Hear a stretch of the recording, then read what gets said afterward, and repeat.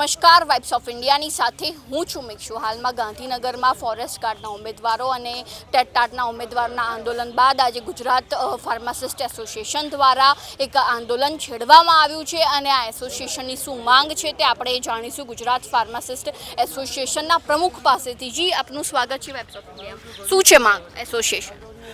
અમારું Gujarat pharmacist association છે જે વર્ષોથી ફાર્માસિસ્ટોના અધિકાર માટે લડે છે।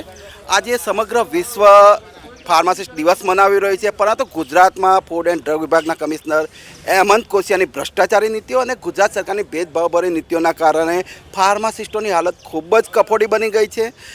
હેમંત કોશિયાના કમિશનર તરીકેના કાર્યકાળમાં ફૂડ એન્ડ ડ્રગ વિભાગની દરેક જિલ્લાની કચેરીઓમાં ભ્રષ્ટાચાર ફૂલ્યો ફાલ્યો છે અને આ ટોટિંગ પગાર લેતા આસિસ્ટન્ટ કમિશનર ડ્રગ ઇન્સ્પેક્ટર પોતાના ઘર ભરવા માટે લેભાગુ લોકોને આડેધડ મેડિકલ સ્ટોરના લાયસન્સ આપી રહ્યા છે અને આ લેભાગુ લોકો નશાના ઉપયોગમાં લેવાતી દવાઓ, ઘરના ઉપયોગમાં લેવાતી દવાઓનું બેફામ વેચાણ કરી રહ્યા છે। ડિસ્કાઉન્ટના પાટિયા મારીને નકલી દવાઓ વેચી રહ્યા છે। ત્યારે ગુજરાતની 6.5 કરોડ જનતાના આરોગ્ય માટે અને ફાર્માસિસ્ટોના ઉજ્જવળ ભવિષ્ય માટે ફૂડ એન્ડ ડ્રગ વિભાગમાંથી ભ્રષ્ટાચાર ખતમ કરવો જરૂરી બની જાય છે।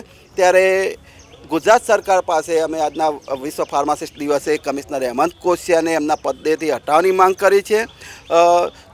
જે મેડિકલ સ્ટોર ગેરકાયદેસર ચાલી રહ્યા છે, જેમની સંખ્યા લગભગ 18,000 જેટલી છે, એમના લાયસન્સ તાત્કાલિક કેન્સલ કરવાની માંગ છે। એમના ફાર્માસિસ્ટોને પગારમાં જે અન્યાય થયો છે એ દૂર કરીને એમને સ્ટાફ નર્સ સમકક્ષ 20,000 પગાર આપવાની મુખ્ય માંગ કરી છે। જી, આના પહેલાં હેમંત કોશિયાની ભ્રષ્ટાચારના વિરોધમાં કોઈ રજૂઆત ગુજરાત ફાર્માસિસ્ટ એસોસિએશન દ્વારા કરવામાં આવી હતી?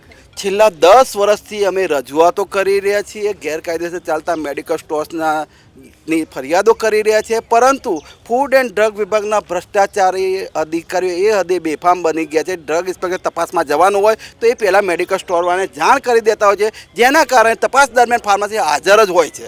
એટલે એના કારણે આજે મેડિકલ સ્ટોરમાં ગેરરીતિઓ ચાલી રહી છે એ ઓન પેપર પકડી જ નથી શકતા અને 10 વર્ષથી અમે સતત લડત આપી રહ્યા છીએ, પરંતુ ભ્રષ્ટાચાર બંધ થવાની જગ્યાએ વ્યાપક થઈ ગયો છે। અત્યારે હમણાં જ 2 ડ્રગ ઇન્સ્પેક્ટરો એસીબીના છટકામાં લાંચ લેતા પકડ્યા છે, છતાં આ લોકો સુધારવાનું નામ નથી લેતા અને અત્યારે દિવાળીના સમયમાં કેમિસ્ટો પાસેથી દિવાળીનું ઉઘરાણું પણ આ લોકોએ શરૂ કરી દીધું છે।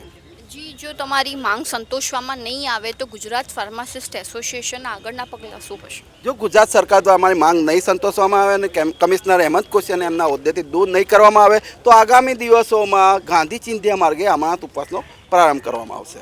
જી, ધન્યવાદ આપનો માહિતી આપવા બદલ। ફાર્માસિસ્ટ એસોસિએશન દ્વારા હાલમાં જે છે તે આંદોલન છેડવામાં આવ્યું છે અને તેમના દ્વારા છેલ્લા 10 વર્ષથી આ અંગે રજૂઆત પણ કરવામાં આવી હતી, પરંતુ તે રજૂઆતની નોંધ ન લેતા તેમને છેલ્લે આંદોલન છેડવું પડ્યું। તો આવી જ નવી માહિતીને જાણવા માટે ફોલો કરતા વાઇબ્સ ઓફ ઇન્ડિયા।